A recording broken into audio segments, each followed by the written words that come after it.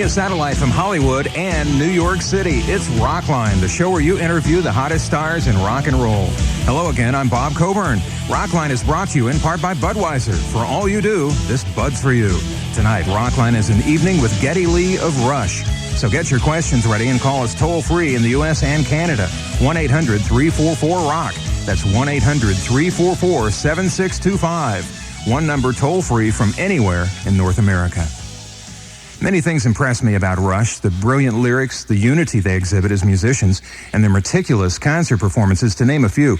But what really astounds me is the growth that they display from one album to the next. Each successive release is deeper and different. And Rockline welcomes from Rush, Geddy Lee. Geddy, welcome back to the program.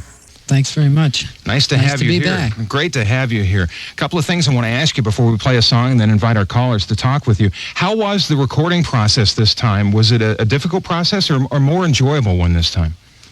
Well, it was difficult, but actually a lot more fun, a lot more pleasurable than in the past. There was a sort of different method to our madness this time. We did it over sort of a 4 to 6 month period.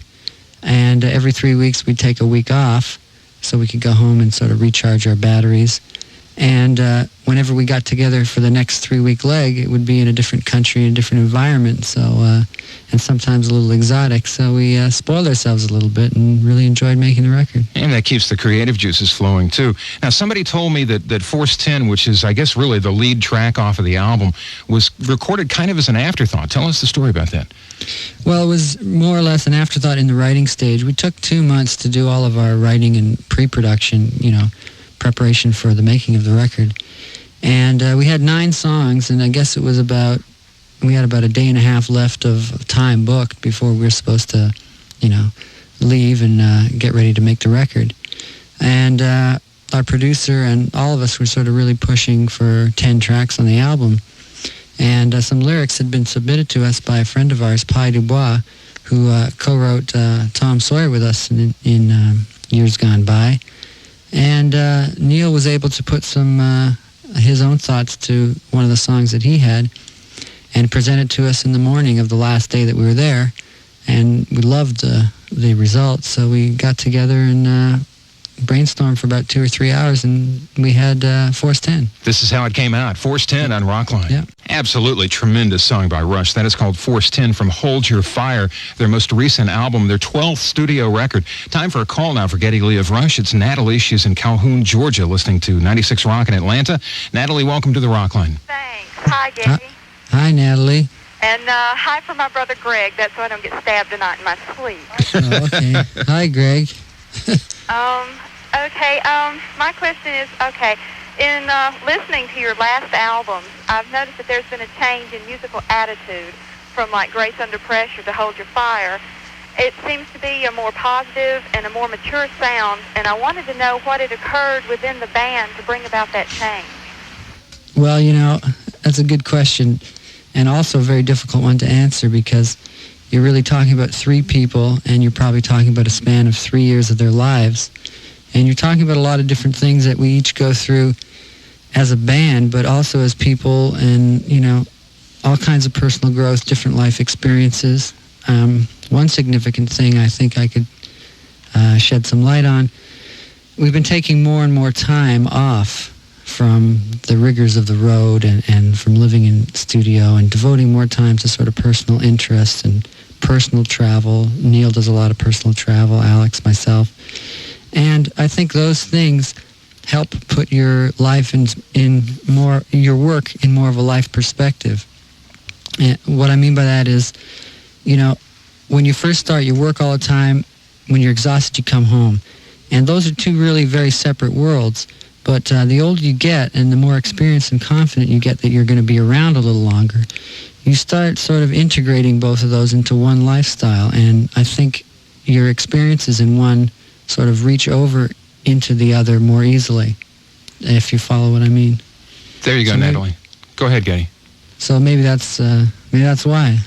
That's a good question and an equally good answer. Thank you, Natalie and Geddy. We're going to take a brief time out and return in just one moment. I'm Bob Coburn. I want to take a second and thank Rita Wild for sitting in for me last week. She did a great job. I got to listen to her on KOZZ, our Reno affiliate. Good job, Rita, and thank you for being here. Your number to call is toll-free to talk with Geddy Lee from anywhere in North America. It's 1-800-344-ROCK. It's Rockline. Hey, welcome back. We just started a really good Rockline with Geddy Lee of Rush. Your number to call is toll-free from anywhere in North America, 1-800-344-ROCK. I'm Bob Coburn. I want to take a moment and welcome a couple of new affiliates to the Rockline. First, WRDU 106 in Raleigh, North Carolina, and also 97.5 KMZ FM in Martinsburg, West Virginia. Love to hear from our new listeners tonight, so give us a call. We have a call now from Tustin, California. It's John. He's listening to 95.5 KLOS. And John, you're on the Rockline with Geddy Lee. How's it going, eh? Not too bad, eh? How you doing, John? How about them Blue Jays? Well, what can you say? Hey, good day. So, hey, I want to first say that this is a great pleasure to be able to speak with you, and thank you for allowing this to happen. Well, no problem. Nice talking to you. You guys have been my favorite for a very long time, and I'm curious as to what musicians and what musical groups influenced this album, and does it seem as though Alex has taken sort of a back seat like he did on the Signals album? Okay, as far as the first part of your question, relating to what has influenced us, at this stage, it's very difficult to be directly influenced because everybody's musical taste is really quite diverse. And I think in some ways, probably more esoteric. I don't know if you understand what that means, but for example, I'll listen to a classical piano record, or I'll listen to Metallica the next minute, or I'll listen to, Patsy Cline the next minute. And all of us, I think, have that kind of wide range of musical taste at this stage. So it's hard to really say what's influencing you, if any of those things can possibly influence what we do, or if they all do in some subconscious way. As for the second part of your question, I can't remember what it was. What was it? I remember that there was a problem with the Signals album after you recorded. Right, Alex. You felt that Yeah. Alex took a back seat. I Right. kind of get the same feeling. Well, I don't.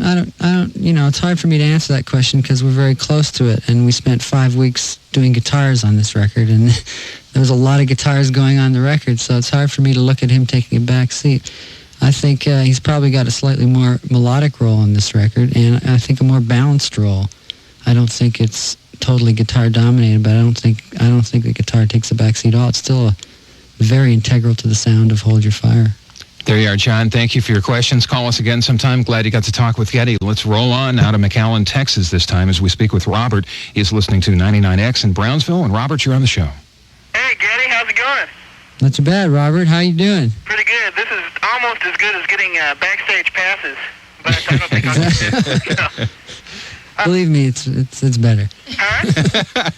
What was it? It's better, he says. It's better. Oh, because you don't have to look at me. Well, that's okay. No, that's not what I meant. What's on your mind, Robert? All right.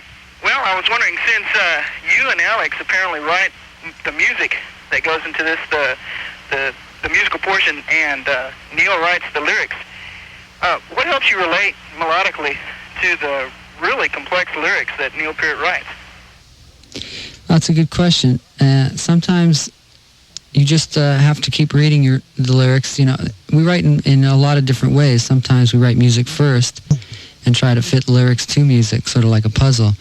And other times you have a completed lyric in front of you, and you just read it enough times and try to understand it and try to get some sort of feeling from it, and some sort of feeling that you can express musically. And I don't really know if there's any way to describe that process that goes on in your brain. You just sort of get a feeling for how this song should feel.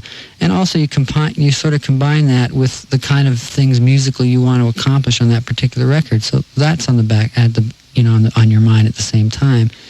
And it's sort of it's an indescribable process that goes on inside of you, and you end up expressing it. Sometimes you're right on the money, and sometimes maybe you didn't express that particular lyric the way maybe it should have, but you hope most of the time you're right on. There you go, Robert. Another good question. Getting some great calls tonight. We'll be back with more calls in just a moment. Right now, time for some music from the Signals album. This is New World Man by Rush on Rockline. New World Man by Rush on Rockline from the Signals album. I'm Bob Coburn. We're with Geddy Lee tonight. We're going to take a call from David in Lincoln, Nebraska now. He's listening to Q102. Good evening, David. Hi. David. I was just wondering what kind of musical training or experience you had before joining the band Rush. Well, really not very much. When I was really, really young, I took piano lessons, but I quit those. And in school, I sang in the choir, but I outgrew that. And I also took various instruments in school. You know, like I played drums for about a month. You know, I played clarinet for about a week. Nothing really very intensely until, you know, I was lucky enough to buy a guitar, or somebody gave me a guitar. I don't remember how I got it when I was about 12 or 13. And, you know, no formal training really. Now I'm taking formal training. Yeah, on-the-job training. Yeah. There you go, David. Thanks for your question, and call us again sometime. It's Mike's turn. He's in Toledo, Ohio, listening to FM 104. And, Mike, you're on with Geddy. Hi, Geddy. How are you doing? Not bad. How you doing? I can't believe I'm talking. I'm doing great. I got a couple quick ones for you.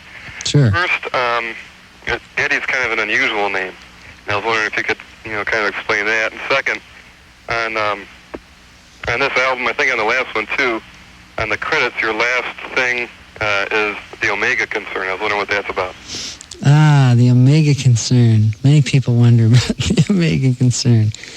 Well, how do I describe the Omega Concern? Well, that's a company, actually, that is run by this musical scientist, for lack of a better term. And that person is Alex, as a matter of fact. And he's an inventor, actually, who invents all kinds of things. Most of them don't ever reach the marketplace because he usually invents things for his friends, like us. He invented a fantastic lyric stand for me that lights from the back. It's very complex, so light inside and the whole deal. And he invented a book stand for Neil so that he could eat his breakfast while he was reading a book without having to hold the book at the proper angle. You know, very useful things like this, you know, sort of kind of a Rotel kind of a situation. But he also manufactures a guitar stand like the one that he uses on stage to hold his acoustic guitars, and the company that distributes is the Omega Concern. So that's what it is.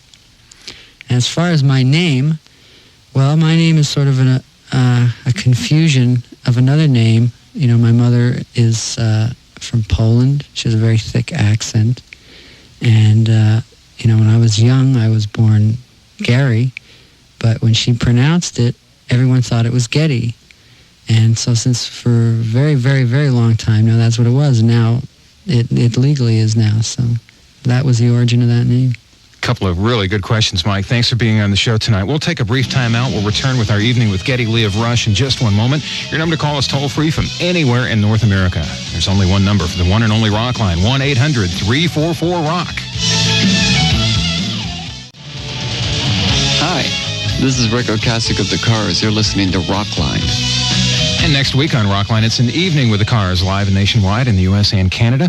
Right now, another song from the latest OP by Rush, Hold Your Fire. This is Time Stand Still on Rockline. Another nice piece of work by Rush from their latest album, Hold Your Fire, Time Stands Still, featuring Amy Mann of Till Tuesday with some background vocals, singing along with Geddy, who is our guest tonight for the entire 90 minutes on Rockline. I'm Bob Coburn. Back to the phones we go to Sacramento. This time we're going to talk with Jeff. He's a listener of 93 Rock. Jeff, meet Geddy Lee. Hi, Mr. Lee. How you doing, Jeff? Really good. This is a real honor for me. I've been on the phone for 5 hours. Oh, no. And I just want to Unbelievable. thank you for the thought you put into your music, because it's really made a positive difference in my life. Well, thank you very much. And I was wondering how your involvement with Amy Mann came about, and what the 3 spheres on the cover represent. Okay, first part of the question. When we first wrote Time Stand Still, we knew that there was this part that it wouldn't be satisfying for myself to sing, just because we wanted a different texture there. We didn't want to take my voice and like put echo on it or gimmick it up or some kind of unusual sound. So we thought, well, we've really enjoyed working with other people over the last couple of albums, so it would be nice if we could get somebody in, a singer. And we thought the part was a soft part texturally, so we thought, a female voice. And we listened to a number of records, and we listened to Amy's last record, What About Love? And we just loved her voice. And basically it was just a very simple matter of, calling up her management, phoning her up, sending her a copy of the song, and asking her if she wanted to do it, which she thankfully did. You had never met her before? No, never. Wow. And the other question, the three spheres, is that what he said on the cover? The three spheres. Okay. Well, it's so difficult describing album covers, because you want to leave a little bit of mystery, and you want it to be interpreted by the person who's holding the thing in front of them. So I'm really not going to say too much about what the cover says to me, but it's nothing extremely mystical or anything. There you go, Jeff. Thank you for your questions, and thanks for holding on for 5 hours. I hope it was worth the wait for you. I'm sure it was. It has nothing to do with brown rice. Well, that certainly clears things up. Yeah. Let's take another call for Geddy from Saskatoon, Saskatchewan now. It's Dan's turn. He's listening to C95. Hi there. Hi there. Good evening. Hi. Bob. Dan. Hi, Dan. What's happening? All right. I'm flipping through my tour programs here. I saw you guys in 1984. I'm hoping to get a ticket on this tour. And what I'm wondering, even before I get to the stadium, are we going to hear some vintage Rush in this set, or have you picked the songs out? What exactly is the deal of this tour? You're talking about the show that we have planned? Yeah. The repertoire, is that what you're talking about? Yeah. We'll hear some older stuff, because I know there's quite a few fans of this that are just thirsting for that. Well, it's so difficult when someone says older stuff, because, what vintage? Old stuff in terms of our first record, which is, really old, 1973, 74, or, even Moving Pictures is almost old stuff in a way, or 2112. We try to put something in from most of the records we've done, but we've got 12 or 13 records out now. I can't even remember how many. And it's really hard to get a big chunk of all those records into the show, because we try to keep it around 2 hours. But, there'll be probably 6 or 7 tunes from this Hold Your Fire album, and the rest will be songs from the past, from various stages of the past, some going back to the very first album and others. But I can't promise you from what album they'll be or how much it'll be, but there'll be, a lot of older stuff there. There you are, Dan, and hopefully you'll hear the songs that you really want to hear. I have some opening tour dates for Rush. The tour will be rather extensive. The opening dates, really just a handful so far. On the 29th and 30th of October, St. John, Newfoundland. On the 1st of November, Sydney, Nova Scotia. Halifax on the 2nd. The 4th, Moncton, New Brunswick. Then Troy, New York on the 6th. These are all November dates from now on. The 7th, Rochester, New York. And on the 9th, Binghamton, New York. And I'll give you a couple more in a few minutes. We're going to take another call right now. It's Gordon. He is in Franklin, Massachusetts, listening to WAAF in Boston. And Gordon, you're on the show with Geddy Lee. All right, good day, eh? Good day. How are you doing, eh? How you guys have managed to stay together for so long, and yet keep your form.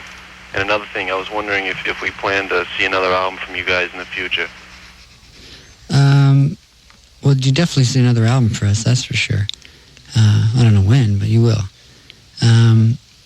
As far as how we've managed to stay together this long, nobody knows. We certainly don't know. There's a certain combination of friendship and goals and insanity and, ability to withstand unbelievable amounts of boring moments. And, I don't know. There's so many things that make up a relationship. And I guess, we're a group, but we have a relationship as 3 people, as 3 musicians, as three friends, as well. So all those things go hand in hand, and I don't know how we've been able to survive in what is, I guess, considered a rather short-lived business. Really, there's not a lot of bands that have been around as long as we have now, but I think there's been a surprising amount that have been around for a long time, and I don't know what kind of chemistry it takes to make that, a long-lasting thing. It's hard. It's a hard thing from the inside to know. There you go, Gordon. Thank you I for hope being that on the answers show your tonight. question. It sounds like a pretty good answer to me. It is an elusive thing to try to describe verbally, but it seems to be working. We're going to go back now to the album Permanent Waves. Everything we're playing is on compact disc tonight. This no exception. This is The Spirit of Radio on Rockline. Yeah, The Spirit of Radio by Rush on Rockline. Geddy Lee is my guest for the entire program tonight. I'm Bob Coburn. Going to go back to the phones. Before we do, however, I have a correction for one of the concert dates I announced a while ago. It is now Providence, Rhode Island on the 6th of November instead of Troy, New York. Hopefully Troy will be rescheduled. Providence, Rhode Island will be treated that night, however. Right now we're headed to Logan, West Virginia. We're going to talk to John. He's listening to FM 105 in Charleston, West Virginia. And John, welcome back. Hi there. John, how you doing? Here's my question. What do you think is different about touring now and then when you first started? I'm sorry, you say about touring? What do you think is different about touring now as compared to when you first started? Well, it's quite a lot different, really, to me. I mean, there's 14 years in between, for one. But when we first started, we were an opening act, and we usually had no more than half an hour to play, and we were very, very excited to be even touring in what we considered to be the major leagues at that time. And we were traveling around in a car and driving 400 miles a night and sleeping in the car, and we'd play everywhere we could, and we'd play every night if we could, and we'd stay out there for 6 months, 7 months straight, without really any kind of break. And it wouldn't really bother us. It wouldn't take much of a toll on us physically or mentally because we were just so excited to be doing that kind of thing, to be living what we considered to be, what we'd been striving for all those years from being a bar band. And now, you flash back and you're so many years later, and now it's a whole different thing because you have more responsibilities, as parts of your families. You have other interests that you want to spend time doing. You don't want to absorb yourself totally in one kind of a life. So we tour much slower. We go home every 3 weeks for 10 days. We don't do more than 2 shows in a row without taking a day off. All those things keep it from being boring, keep it from being mundane, keep us from playing badly and robotic on stage, to keep some sort of freshness to the performances that we're giving, because now they're 2 hours long. We've been doing it for a very, very long time. So you have to find ways to keep yourself fresh and excited about what you're doing. And also it gives us the opportunity to enjoy the towns that we're visiting now more. When we first got to these towns, 14 years ago, we never thought we'd get to half of them ever again. So, you're just, you're in the concert atmosphere all the time, and you're in the bus, and you're in the car, and you're just thrilled to death. But now you want to see some of those places that you breezed through on your way to other towns, and so a lot of things change about it, and I think you get a lot more out of it if you balance your schedule. Lots of changes there, John. Thank you for calling and being on again. We appreciate it, and call us again. We're going to talk now with Troy. He's in Pleasanton, California, listening to 97.3 The Rocker in San Francisco. And Troy, you're on the Rockline. Geddy, how's it going? Pretty good. How are you? Doing just fine. Great. First off, I'd like to say Hold Your Fire is excellent. Well, thank you very much. You're welcome. And how are King Lurch and Neil doing? King Lurch is pretty good. And Neil's doing just fine as well. All right. My question is kind of a quick one. I was wondering if you guys are going to be doing another live album after this tour. Well, it's funny you should mention that, actually, because we've recorded a number of dates on our last tour, and we're planning on recording dates on this upcoming tour. So, it's not 100%, but it's a very good chance that sometime over the next little while there will be some time given to mixing live tracks, and hopefully they'll come out as some kind of live album. Might there be a video to accompany that? I don't know at this stage. We're living in the age of video, so isn't that the it's truth? sort of inevitable, isn't it? Yeah. But I don't really know. There you go, Troy. Thanks for being on tonight, and call us again. Let's talk to Chris now, find out what's on his mind. He's in Columbus, Ohio, listening to QFM 96. Hi, Chris. How you doing, Geddy? I just want to say hi from myself, Steve, Mark, Justin, Eric, my mom, my sister, Kathy, and the whole city of Columbus. You guys are the greatest. Hey, thank you. Hi, Columbus. How you doing? We're doing great. Seriously, man, you guys are the best band in existence. Need a question, please, Chris. All right. I had a couple quick things I want to mention, so I'll try to get through them quick. I first wanted to know how you felt about your band as being so far ahead of your time, because like the radio station I'm listening to just like recently added Digital Man to their regular playlist, which is, you know, a 5-year-old song. And lots of my friends are like, oh, my favorite song is Subdivision, you know. And so I wanted to know your opinion on that first. Well, I mean, as far as being ahead of our times, you know, it's hard to look at yourself as being ahead of your time because you always feel like you're falling behind the times, you know. You're desperately trying to catch up to the times and stay in tune with the times. So it's really weird to think of yourself as being ahead of anything, you know. You're just trying to do what you do.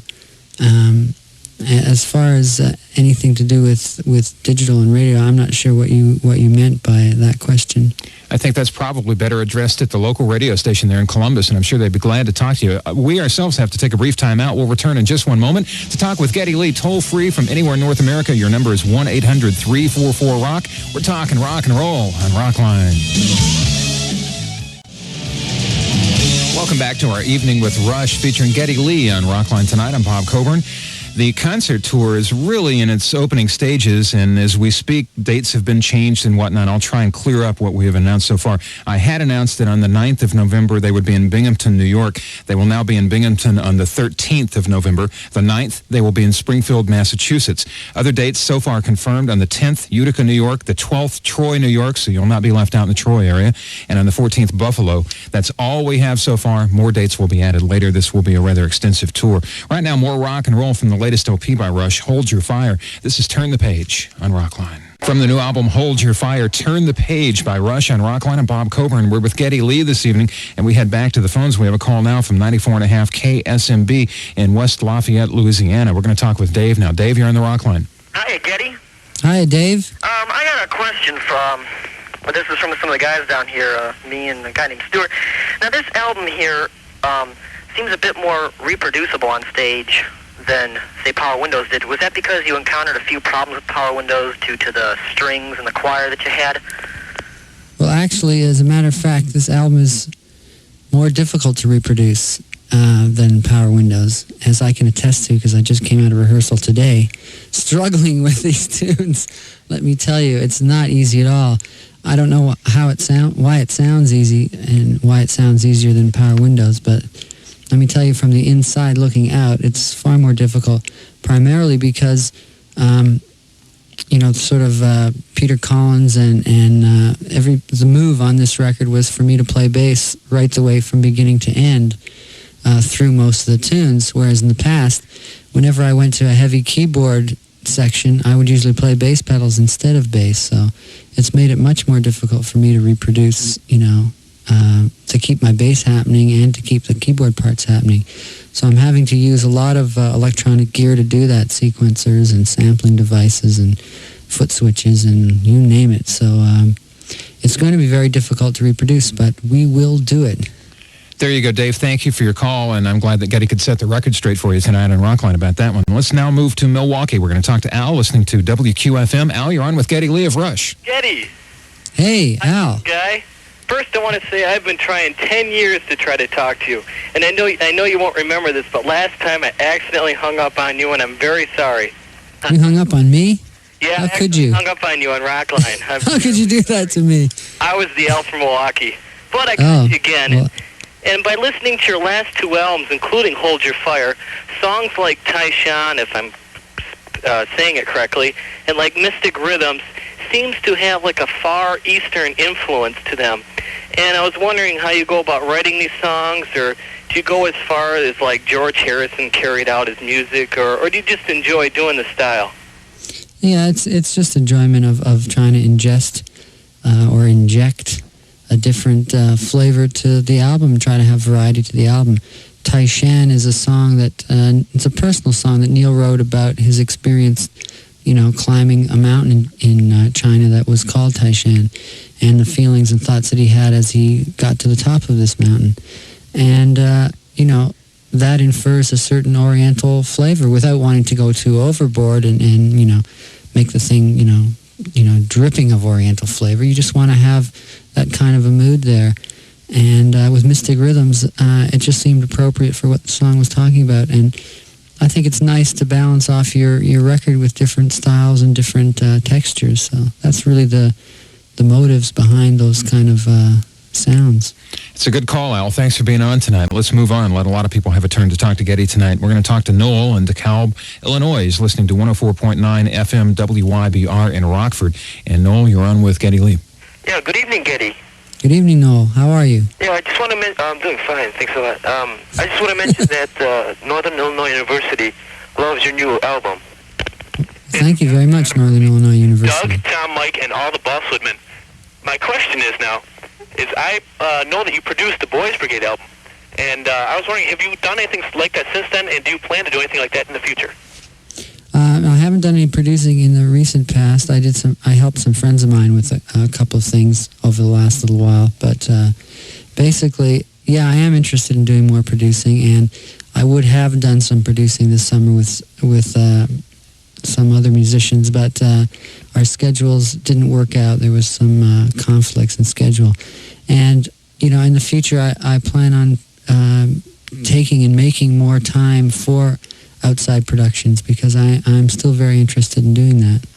Thank you, Noel, for your call tonight. That Boys Brigade album is really, really good. It didn't get a lot of commercial success, but if you ever run into a copy of that, treat yourself. It's a fine LP. Let's go back to 1975 now for the title track from this album by Rush, Fly By Night on Rockline. Fly By Night by Rush. My guest, Geddy Lee, this evening. I'm Bob Coburn. You're listening to Rockline, and your number to call is toll-free from anywhere in North America. We'd love to hear from you tonight, so just dial 1-800-344-ROCK. We'll put you on the Rockline. More in just a moment. And once again, welcome back to Rockline. I'm Bob Coburn. It's an evening with Geddy Lee of Rush, and we return to the phones as we speak with Jonathan in Gastonia, North Carolina, listening to 95.7 The Rock in Charlotte. Jonathan, you're on the Rockline with Geddy Lee. Hey, Geddy. Hey, Jonathan. How you doing? I'm doing pretty good. How are you doing? All right. First of all, I'd like to say that y'all put on the greatest live performance I've ever seen, and you're scheduled to be in Charlotte, I believe, the 27th of November, and I'll be there. Great. And what I'd like to ask you is, in a recent issue of Circus Magazine, I read where you said if you had a nickel for every time someone insulted your voice, you'd be a millionaire. Probably. I was wondering how you felt about that, and how are you confident with your voice, and how you feel when people say, insult your voice? No, yeah, well, it's an interesting question. Let's face it, the first, 8-9 years of my sort of public exposure as a vocalist, my voice was different, and it has a different texture, and I can understand, it polarized a lot of people. I probably had as many people come up to me that told me they loved my voice as told me they hated my voice. So, to see it, insulted in print sometimes, ooh, ouch, that hurts a bit, but you get used to it, and I don't think it ever really hurt my confidence because I just kept on doing it anyway.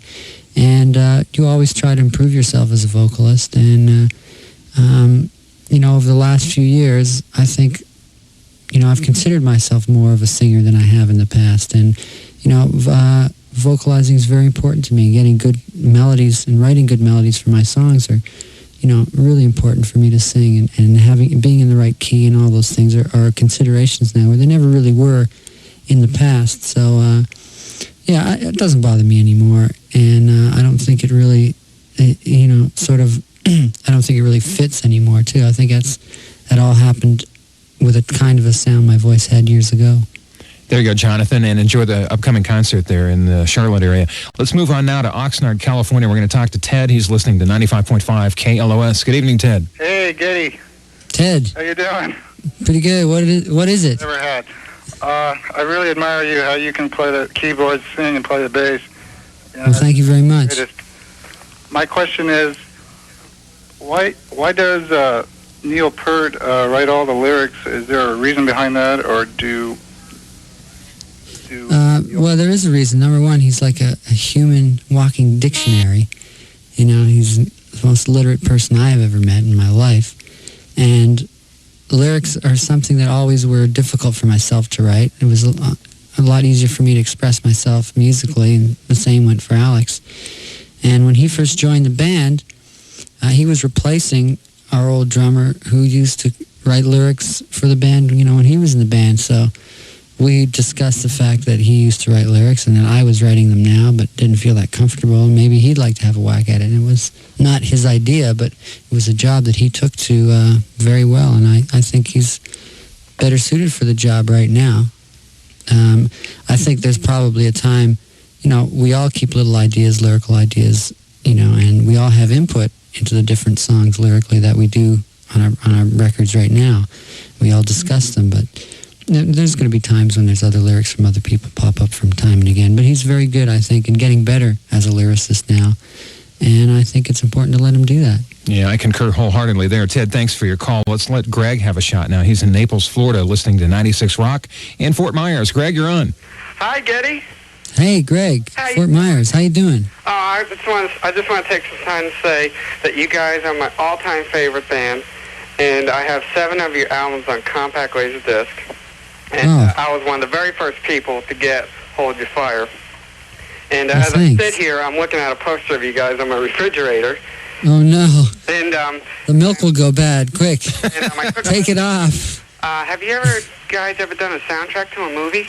And are you going to do Second Nature on your new album on your upcoming tour? Okay, first question.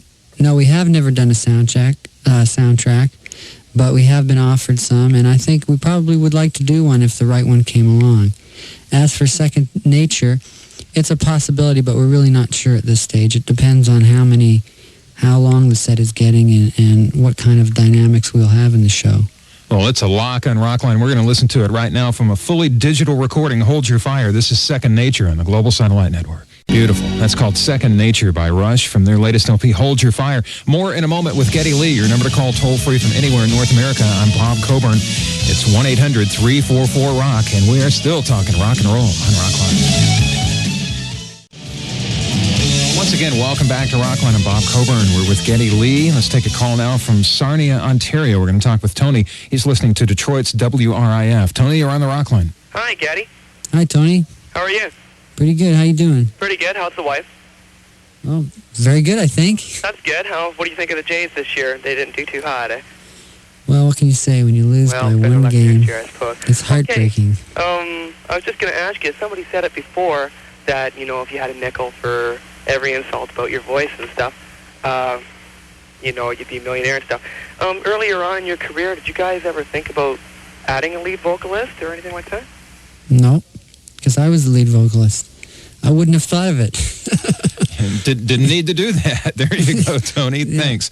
Let's talk now to Dan. He is in Toronto listening to Q107. Dan, you're on with Geddy Lee. Hi, Geddy. How you doing? Pretty good. How are you? Oh, pretty good. I've missed a concert in 10 years, and you can count on a ticket sale here in Toronto. Well, thanks very much. I appreciate it. Okay, I was wondering, ever since the formation of Rush, you've been constantly experimenting with new ideas, even though it means sometimes abandoning successful old formulas. Where is this going to lead Rush in the future? We have no idea. When we, from record to record, we really don't know what we're going to be doing next. And it's not really until we're sort of partway through writing the record where we actually see a style and a direction that the albums take. It sort of has a life of its own in a way. And, the most control we ever get is, once you've written 5 or 6 songs and you see that, the record's going one way or another, at that point you say to yourself, well, I think to be a more balanced record, we should have more of these kind of songs or more of these kind of songs. But really that's about as contrived as we ever possibly get, because we like to, we get together from time to time when we have to write, and we don't really do much writing in between those times, with the exception of spontaneous sort of jams and improvisations on the road, which we do tape. But it's a very spontaneous and natural expression when we get together to write. Dan, thank you for your call, and you got a good answer there. Let's talk now to Scott. Scott's in San Francisco listening to 97.3 The Rocker. Hi there. How's it going? Good. How you doing, Scott? How you doing, Geddy? Pretty good. This feels weird talking to you. I can't believe this. Scott, we're about out of time. Can I get a question, please? I just want to know, you guys have been together for about, 12 years, real tight, and I want to know if you guys had any plans for soloing, anything like that, had any offers, anything like that? Well, each of us on our own has done sort of, cameos or guest shots or on different records in the past. Alex did one last year with a Canadian group called Platinum Blonde. And, there's been various things. Neil's played on records by Jeff Berlin, an excellent bassist in Los Angeles area. And, I've done work with friends and produced a number of things. And I think there probably will be things like that pop up from time to time. But no one has the burning desire to make the individual, Neil Peart or Geddy Lee or Alex Lifeson's solo record. I mean, one might come along, but it's not a burning need. Nobody's frustrated enough to need to break out on their own. So there you go, Scott, and thank you for being on this evening and for wrapping things up as far as the call portion of the show. I want to thank everybody for listening and for calling and for writing, too. Our address, if you don't have it, is P.O. Box 4383, Hollywood, California, 90078. Next week, it's the Cars. Then coming soon, check out this lineup. Yes, Loverboy, In Excess, Ron Wood of the Rolling Stones, Robbie Robertson, formerly of the band, Def Leppard, and much more, as only Rockline gives you the chance to talk to the hottest stars in rock and roll, live and nationwide in the U.S. and Canada. Thanks to our New York Rockline production team this evening. That's where Geddy has been located tonight. And, of course, to you, Geddy Lee, I look forward to your concert here in Southern California. And thank you very much for being on tonight. It's always a pleasure to talk to you. No, it was my pleasure being here. I really enjoyed doing it. All right. Come back again and invite Neil and Alex if they want to. They're more than welcome to come on. I will. I promise I will. All right. Thank you, Geddy. Often you hear the phrase resign to pursue further interest, and it means somebody has been fired. But in the case of our producer, Cindy Tolan, it's a matter of fact. Cindy is the only producer this show has ever had, and she has recently resigned to pursue further interest. And tonight is her last Rockline, and I hope that she'll remember us because we'll never forget her. She's been a major reason why Rockline is one of the top syndicated shows in North America, why the show sounds the way it does, and why we have the top talent lineup of any show in radio. Our loss will be the film industry's gain. Remember the name Cindy Tolan. You'll be hearing it in the years to come. In the same vein, congratulations to our new producer, Mark Felsot. Mark has been with us for quite some time, and I'm sure that he will sustain the quality that Rockline has exhibited over the years. I'm BC, and I'll be seeing you in a week.